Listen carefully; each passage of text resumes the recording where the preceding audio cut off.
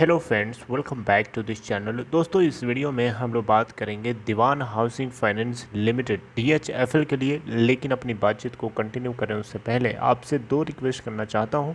पहले रिक्वेस्ट कि अगर आप इस चैनल को फर्स्ट टाइम देख रहे हैं तो सब्सक्राइब करके बेल आइकन को हिट कर लीजिए ताकि आपको किसी भी वीडियो की नोटिफिकेशन मिस ना हो। दूसरी रिक्वेस्ट ये है कि अगर आपको या आपके किसी जानने वाले को डीमेट अकाउंट या ट्रेडिंग अकाउंट ओपन कराना है तो डिस्क्रिप्शन बॉक्स में एक लिंक आपको दिया गया है, आप देख सकते हैं।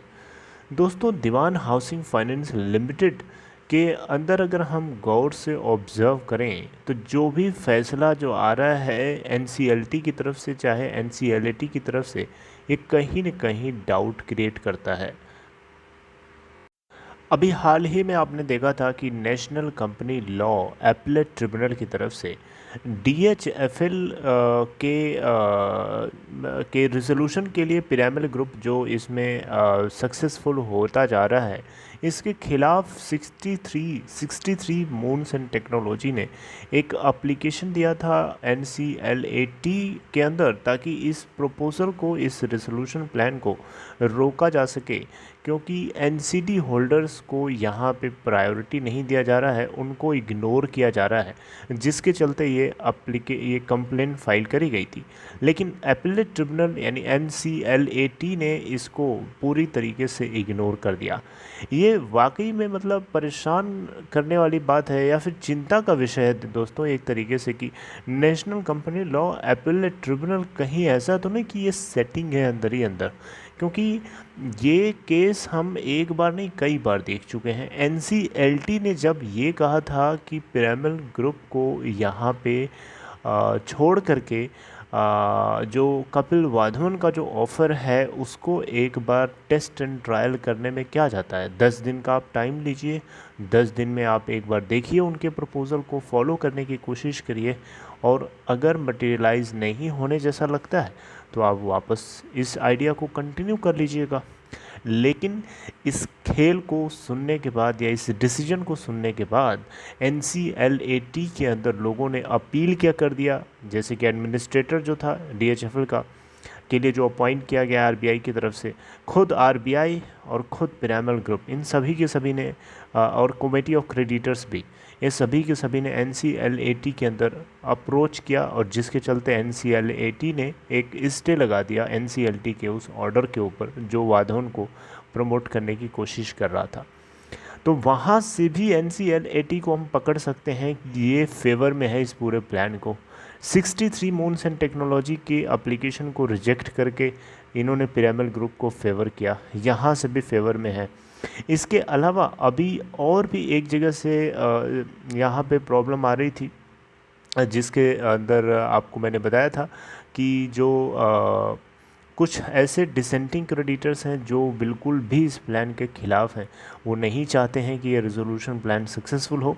तो उन लोगों ने भी चाहा था कि इस केस को या इस रेजोल्यूशन को रोकने की कोशिश किया जाए, और वहाँ से भी NCLAT ने रिजेक्ट कर दिया। तो कहीं न कहीं ऐसा देखने और समझने के बाद ऐसा लगता है कि NCLAT की तरफ से कुछ सेटिंग चल रही है, जिसके चलते ये हमेशा इसके प्लान को लेकर के फॉलो कर रहा है। देखिए, पिरामिड ग्रुप यहाँ पे कोई 100% रिकवरी नहीं करा रहा है, आपको पता होना चाहिए।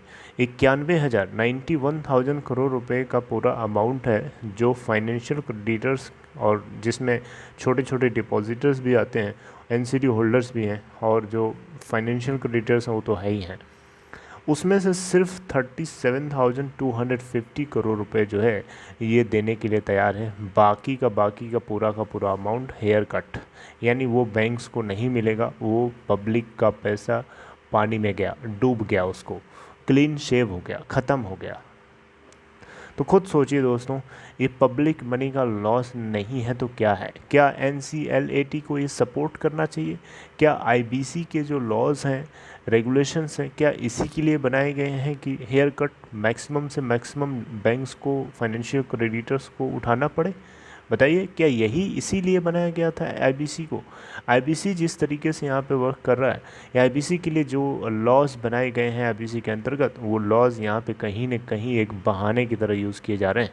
दोस्तों NCLAT की तरफ से जो कुछ फैसला आ रहा है ये वाकई में बहुत ही चिंता का विषय है, और ये आप लोग भी कमेंट करके बताते हैं तो सुन कर के थोड़ा सा तसल्ली होती है और इन चीज़ों को जो है रियलाइज़ होने में काफ़ी मदद मिलती है।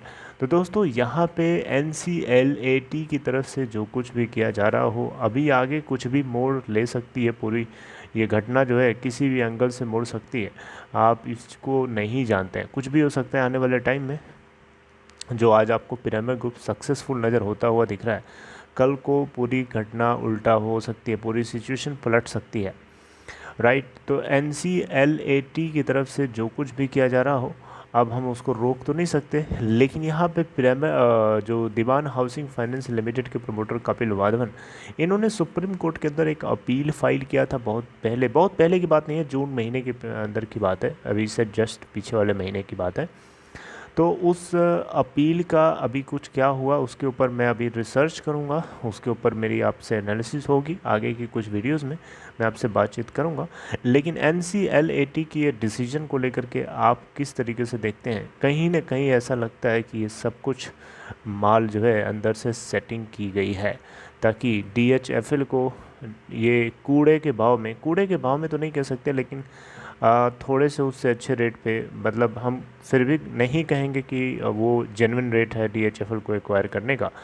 DHFL का एक्वायर करने का जो जेन्युइन रेट है वो कहीं न कहीं नहीं मिल रहा है, और इसी को लेकर के कपिल वाधवन की बहुत बड़ी शिकायत भी थी कि जो पिरामिड ग्रुप है जो रेट चाहिए वो रेट नहीं दे रहा है, बहुत सस्ते में ले जा रहा है उनकी कंपनी को, और जिसने कंपनी को बनाया होता है उसकी कंपनी अगर सस्ते में बिकती है तो उसको बहुत दुख होता है, राइट। तो दोस्तों आगे आपसे बातचीत होती रहेगी इसके ऊपर, मैं आपसे रिसर्च कर रहा हूँ, उसके ऊपर मेरी बातचीत होगी आपसे आने वाली कुछ वीडियोस में।